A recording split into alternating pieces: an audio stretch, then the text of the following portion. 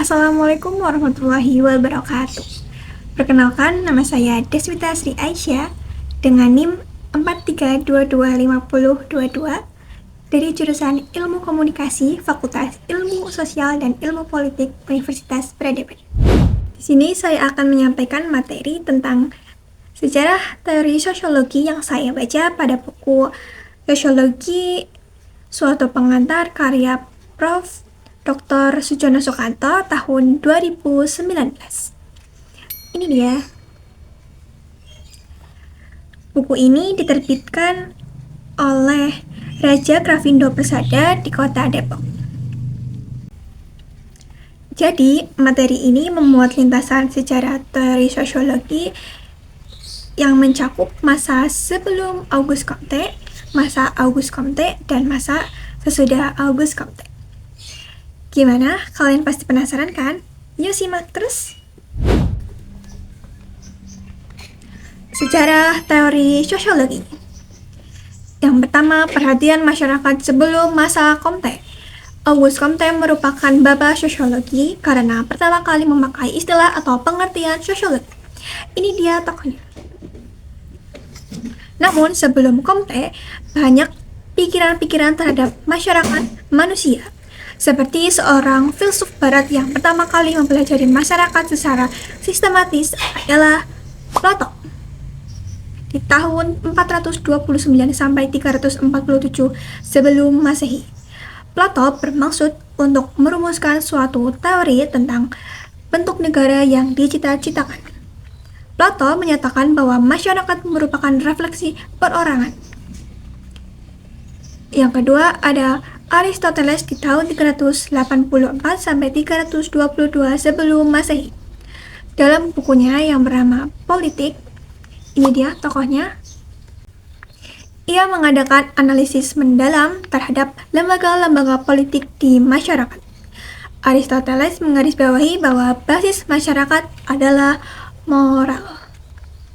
Yang ketiga, pada akhir abad pertengahan muncul filsuf Arab yang bernama Ibnu Khaldun di tahun 1332 sampai 1406. Ia mengemukakan beberapa prinsip menafsirkan kejadian sosial dan peristiwa dalam sejarah. Faktor yang menyebabkan bersatunya masyarakat adalah rasa solidaritas. Yang ketiga, pada zaman Renaissance di tahun 1200 sampai 1600. Yang pertama ada Thomas More dan Campanella yang menulis City of the Sun. Mereka terpengaruh oleh gagasan masyarakat yang ideal. Yang kedua ada Niccolo Machiavelli pada buku 2 Prinsip menganalisis bagaimana mempertahankan kekuasaan. Pada abad ke-17, yaitu ada Hobbes dengan judul The Leviathan.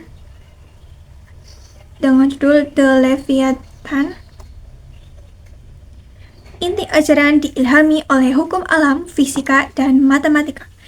Ia beranggapan bahwa dalam keadaan alamiah, kehidupan didasarkan pada keinginan yang mekanis. Abad ke-18, yaitu ada John Locke di tahun 1632 sampai 1704, dan Jean-Jacques Rousseau di tahun 1712 sampai 1778 masih berpegang teguh pada konsep kontrak sosial dari Hobbes. Tahap perkembangan teori sosiologi yang kedua pada zaman Auguste Comte di tahun 1798 sampai 1853. Comte merupakan orang pertama yang membedakan antara ruang lingkup dan isi sosiologi dari ruang lingkup dan isi-isi ilmu pengetahuan lainnya. Pada zaman ini terbagi menjadi 3 tahap, yaitu tahap teologis atau fiktif. Di tahap ini, roh-roh, dewa-dewa menarik garis ke atas pencipta atau kepercayaan kepada Tuhan. Yang kedua, tahap metafisik, yaitu terdapat kekuatan atau inti tertentu yang akhirnya dapat diungkapkan. Dan tahap yang ketiga atau tahap yang terakhir yaitu tahap ilmu pengetahuan positif. Pusat pada pengetahuan yang nyata dan konkret, yaitu hukum dasar dan gejala sosial.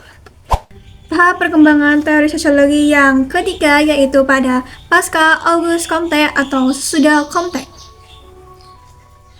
Di sini terdapat 6 mazhab. Yang pertama yaitu pada mazhab geografi dan lingkungan.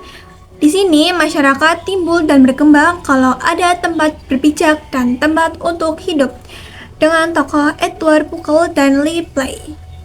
Yang kedua ada mazhab organis dan evolusioner. Di sini ahli pikir masyarakat yang mengadakan analogi antara masyarakat manusia dengan organisme manusia, dengan tokoh Herbert Spencer dan Summer. Yang ketiga ada mazhab formal dengan tokoh Simmel Leopold von Weiss, terpengaruh oleh ajaran-ajaran dan filsafat Immanuel Kant. Yang ketiga ada mazhab psikologi. Pada mazhab psikologi, gejala sosial dari kerangka psikis, dengan tokoh Terde, Kuhlai, dan Hobhouse. Yang ketiga ada mazhab ekonomi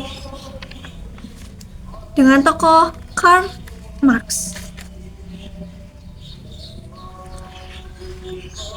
Marx telah mempergunakan metode sejarah dan filsafat untuk membangun suatu teori tentang perubahan yang menunjukkan perkembangan masyarakat menuju suatu keadaan di mana ada keadilan sosial. Yang terakhir ada mazhab hukum.